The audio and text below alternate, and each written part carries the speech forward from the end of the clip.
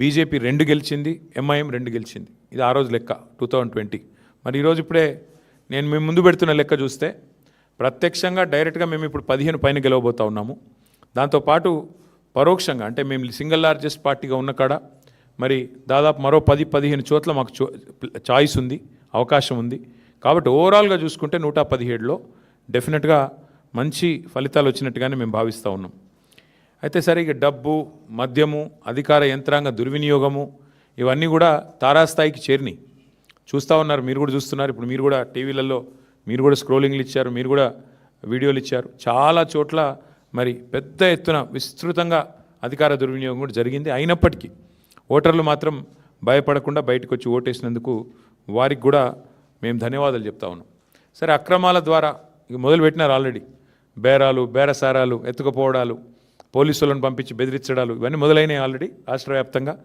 ఎట్లా గెలిచిన దాన్ని మా దగ్గర గెలిచిన దాన్ని కూడా లాక్కునే ప్రయత్నం కూడా చేస్తూ ఉన్నారు. అయినా కూడా పర్వాలేదు, కొట్లాడతాం. అయితే మాకు సంతోషకరమైన విషయం ఏమంటే సింగరేణిలో జరుగుతున్న బొగ్గు కుంభకోణం ఏదైతే ముఖ్యమంత్రి గారి బావమరిది కీలక పాత్రధారిగా, ముఖ్యమంత్రి బావమరిదే కింగ్ పిన్గా సింగరేణిలో ఏదైతే 6,000 కోట్ల కుంభకోణాలు చేసినారని మేము బయట పెట్టినామో, దాని తర్వాత మాతో పాటు CPI communist party of India కలిసి వచ్చి మాకు చెన్నూరు నియోజకవర్గంలో క్యాతన్పల్లి మున్సిపాలిటీలో మాతో పాటు కలిసి ప్రచారంలో పాల్గొనడమే కాకుండా సీతారాములు గారు ఈరోజు ఆ మున్సిపాలిటీ కూడా మేము గెలుచుకున్నాం. అంటే సింగరేణి ప్రాంతంలో సింగరేణిలో జరుగుతున్న దోపిడీ ఏదైతే ఉన్నదో, ఈ దోపిడీలో ముఖ్యంగా కాంగ్రెస్, బీజేపీ కలిసి పనిచేస్తూ ఉన్నాయి. కాబట్టి వారిని నిరోధించడానికి సిపిఐ కలిసి వస్తే వారిని కూడా కలుపుకున్నాం. ఇక్కడికి వచ్చే ముందు మిత్రులు కొత్తగూడెం శాసనసభ్యులు రాష్ట్ర సిపిఐ సెక్రటరీ సాంబశివరావు గారితో కూడా నేను మాట్లాడాను. కొత్తగూడెంలో కూడా ఈరోజు హంగ్ వచ్చింది. అక్కడ కూడా సిపిఐకి 25 ఏదో వచ్చినట్టున్నాయి, మాకు 9-10 వచ్చినట్టున్నాయి. కాబట్టి నేను వారికైతే ఓపెన్ ఆఫర్ ఇచ్చినాను.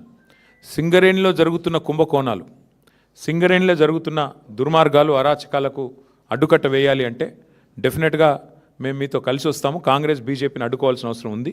ఎందుకంటే ఈ 2 చోట్ల కూడా అక్కడ 51% వాటా సింగరేణిలో రాష్ట్ర ప్రభుత్వానికి ఉంది, కాంగ్రెస్ ప్రభుత్వం ఇక్కడ ఉన్నది. 49% వాటా కేంద్ర ప్రభుత్వానికి ఉంది, బీజేపీకి అందులో భాగస్వామ్యం ఉంది. ఇన్ని అక్రమాలు జరుగుతున్నాయని చెప్పి మేము గొంతెత్తి ధర్నాలు చేసి క్షేత్రంలో ఘోషించి ప్రెస్ మీట్లు పెట్టి గవర్నర్ని కలిసి ఇంత హంగామా చేస్తే మరి ఇంతవరకు అటు కాంగ్రెస్ చప్పుడు చేయదు, ఇటు బీజేపీ చప్పుడు చేయదు. అందుకే మిత్రులు సిపిఐ రాష్ట్ర సెక్రటరీ మరి సాంబశివరావు గారికి నేను ఫోన్ చేసి చెప్పాను, మీరు కనుక తీసుకోవాలనుకుంటే కొత్తగూడెం కార్పొరేషన్ మీరు తీసుకోండి, మేము మద్దతు ఇస్తాం ఓపెన్గా.